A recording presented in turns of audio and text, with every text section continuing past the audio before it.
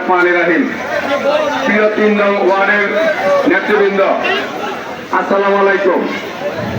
অত্যন্ত দুঃখিত, অনেক কথা বলার ছিল কিন্তু বৈরী আবহাওয়ার কারণে বলতে পারলাম না, অন্যদিন কথা হবে। আমি শুধু এটুকু বলতে চাই, আমাদের নেতা মুস্তাফিজুর রহমান ভূঁইয়া দীপু সাহেব অস্ত্র সন্ত্রাস মাদক এবং ভূমিদস্যুতার বিরুদ্ধে শক্ত অবস্থান নিয়েছেন।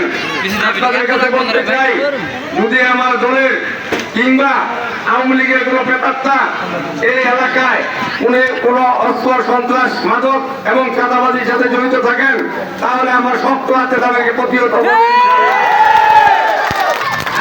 আমরা বলতে চাই, ইতিমধ্যে আমরা দেখেছি আওয়ামী লীগের কিছু প্রেতাত্মা আমাদের সাথে মিশে গিয়েছেন, আমরা তাদেরকে প্রতিহত করবো ইনশাআল্লাহ। আপনারা দেশ নেত্রী বেগম খালেদা জিয়ার জন্য দোয়া করবেন, যে সমস্ত ছাত্র জনতা শহীদ হয়েছেন তাদের জন্য দোয়া করবেন। এই বলে আমি আমার সংক্ষিপ্ত বক্তব্য শেষ করছি। আসসালামু আলাইকুম, ধন্যবাদ সবাইকে। এখন আপনাদের সামনে